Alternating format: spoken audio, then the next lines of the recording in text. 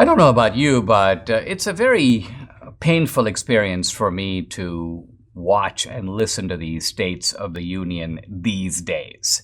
Now, this wasn't my experience in the past. I could listen to Clinton, for example, give a State of the Union.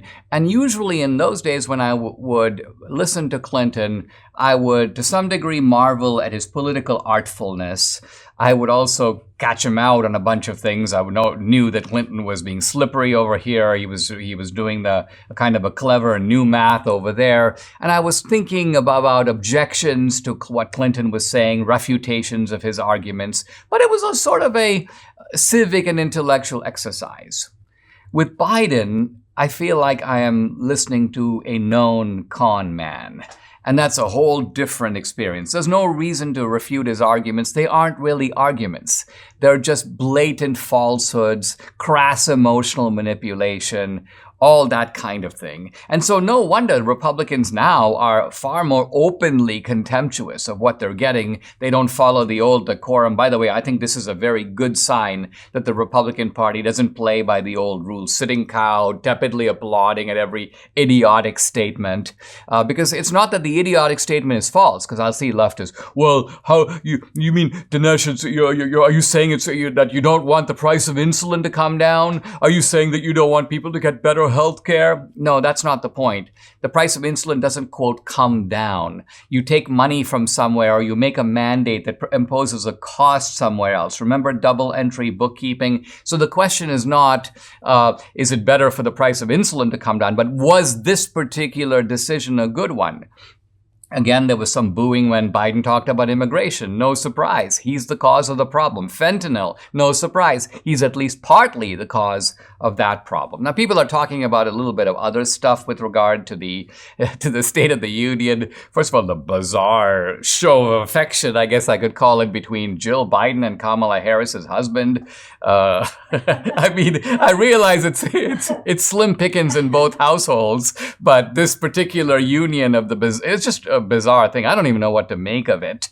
And so I'm just going to... They're really close. They're really close, says Debbie. All right. More interesting to me is the exchange between George Santos and Mitt Romney, where Mitt Romney gratuitously says to Santos something like, well, you don't belong here. You should be ashamed of yourself. And of course, there the never-Trumpers are like, look at Mitt Romney. He's just a paragon of honesty. He's not a paragon of honesty. First of all, who decides if George Santos belongs there? It's obviously the voters, not Mitt Romney, who appointed him like the nanny of the Senate. Well, George Santos isn't even in the Senate. So even if Mitt Romney were the appointed nanny of the Senate, he would have no say over what's going on in the House. This guy is just let's call him a moral megalomaniac. He's just astonished at his own rectitude.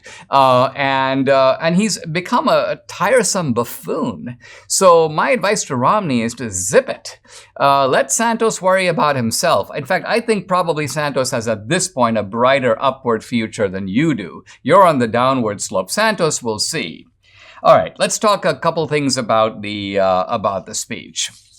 Biden begins with a sort of almost a cosmetic show of bipartisanship, congratulating Kevin McCarthy, but then quickly pivots to a completely left-wing laundry list, assault weapons ban, codification of abortion rights, new tax on billionaires, new protections for labor. And so let's ask, if you just put this stuff on the table, stuff that is it's not a question of meeting you halfway. We're not going to be doing these things. And so the chance that we're even going to have a serious conversation about it is quite literally zero. It's purely symbolic. It's performance artistry. I guess you could call it campaigning for 2024. But the idea that we're talking here about responsible governance, nothing could be further from the truth. Some people on the left are praising Biden for, having kind of boxed in the Republicans on Social Security and Medicare. I think this is just fakery.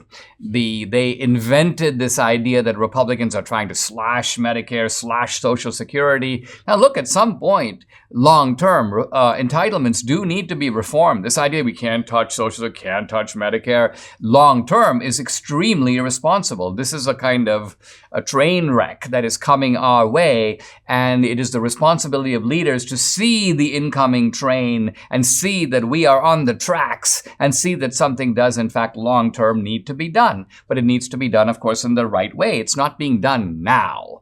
And so Biden didn't box the Republicans in on anything.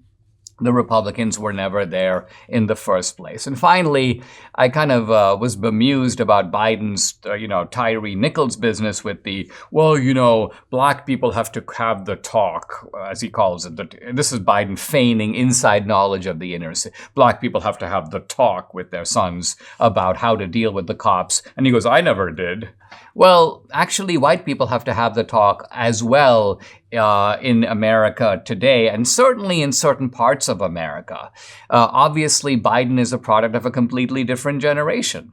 And so the situation was different decades ago. But are you telling me that in rough neighborhoods and inner cities, we're not just talking about black neighborhoods, but Hispanic neighborhoods or white neighborhoods, ethnic neighborhoods in Queens, New York, where Italian Americans and Irish kids, ethnic neighborhoods in Chicago, you don't have to have some sort of conversation with your kids about how to deal with the cops. Hey, listen, you need to follow orders. If they tell you to step out of the car, do that. Put up your hands, do that. Give them your license, do it slowly and deliberately so it doesn't look like you're reaching for a weapon.